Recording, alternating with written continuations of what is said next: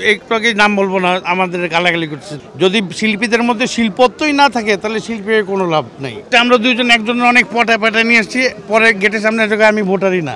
একদিকে তিনি senior artist, তার উপরে বড় ভাই, তার সাথে প্রতিদ্বন্দ্বিতা করছেন। শোনেন, আমি একটা কথা বলি, এটা কোনো প্রতিদ্বন্দ্বিতা না। ডন ভাইয়ের সাথে অন্য কেউ যতবার দাঁড়িয়েছে আমি প্রচুর ফোন দিয়েছি, সবাইকে ফোন দিয়েছি। ডন ভাইয়ের নাম যখন শুনলাম যে ডন ভাই দাঁড়িয়েছে, তখন এবার আমি আর কাউকে আসলে ফোন দেইনি। সেম জিনিসটা আমিও তাই করছি, যে ইমনদার আছে আমিও ফোন দেইনি। তো এটা বিকজ অফ ডন ভাইয়ের প্রতি আমার অনেক ভালোবাসা। হার জিত তো থাকবেই, কিন্তু এই প্রথম আমার কাছে মনে হচ্ছে যে হেরে গেলেও সমস্যা নেই।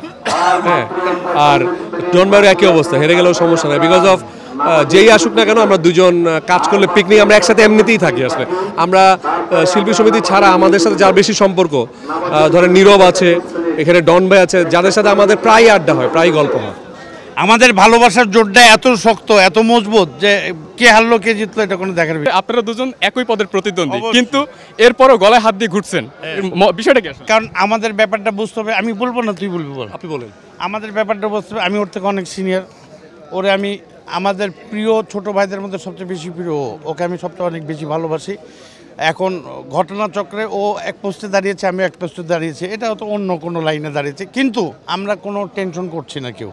ওও টেনশন করছে না, আমিও টেনশন করছি না, কারণ ও পাস করলে আমি ওর সাথে থাকবো, আমি পাস করলেও আমার সাথে থাকবে, এটাই স্বাভাবিক। আমরা হচ্ছে যে অরিজিনাল শিল্পী, আমাদের মন হচ্ছে উদার, আমরা কোনো টেনশনের মধ্যে নাই। যারা টেনশন করছে এটা উপর লেভেলের, যারা সভাপতি সেক্রেটারি, ওরা টেনশন করছে, আমরা নাকি টেনশন আছি। আমি ডন ভাই সম্পর্কে যেটা বলি, আমি এর আগেও যে এখন যে পোস্টে আছি, এই পোস্টে আগেও ছিলাম। আমি সর্বপ্রথম আসলে ডন ভাইকে ফোন করি, পিকনিক হলে সর্বপ্রথম ডন ভাইকে ফোন করি, ডন ভাইকে আমি আগে দাওয়াত দিই, কারণ ডন ভাই আমার ভীষণ পছন্দের মানুষ। আরেকটা জিনিস খেয়াল করা গেছে, অন্য যে একই পদে যারা প্রতিদ্বন্দ্বিতা করছেন তারা কিন্তু একটু আর চোখে তাকাচ্ছেন, কিন্তু আসলে আপনাদের ভিতরে কি ম্যাজিকটা? একটু আগে নাম বলবো না, আমাদের গালাগালি করছে, তুই ওরে ভোট চাচ্ছিস, ও আবার করছে ডন ভাইয়ের ভোট, আমি আবার সবচেয়ে ইন্টারেস্টিং ব্যাপার হলো, একটু আগে আমি ভোট চেতে যে থেমে গেছি, ডন ভাই ডাকলাম, আমি না আপনি, ও বললাম তুই, এরকম একটা পরিস্থিতি আমাদের মধ্যে কাজ করছে। সিনিয়র ভোটার যারা আছে, আমি বললাম ও চিনবে না, আমারও চিনবে না, তোরেও চিনবে না, জায়গা তাহলে করার কিছু নেই, তাই না? আমরা খুব এনজয় করছি, আমরা খুব মজা করছি। এই মিলটা সবার ভিতরে থাকাটা জরুরি কি? এটা আমি তাই মনে করি যে এই মিলটা সবার ভিতরে থাকা উচিত। সব শিল্পীদের মধ্যে তাদের মন উদার হওয়া উচিত এবং ব্রড মাইন্ডেড হওয়া উচিত। যদি শিল্পীদের মধ্যে শিল্পত্বই না থাকে তাহলে শিল্পীর কোনো লাভ নেই, রাইট?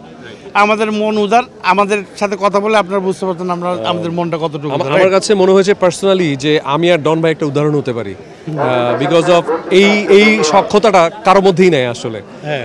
আমরা যেভাবে এনজয় করছি, উনি মানে আমরা অ্যাপ্রিসিয়েট করছি, আমি ডন ভাইকে জুস দিচ্ছি, ডন ভাই আমাকে জুস দিচ্ছে, এই যে একসাথে এইরকম যদি হতে পারতো। মজার ঘটনা হচ্ছে আমরা দুইজন একজনের অনেক পটা নিয়ে আসছি, পরে গেটের সামনে জায়গায় আমি ভোটারই না, আমি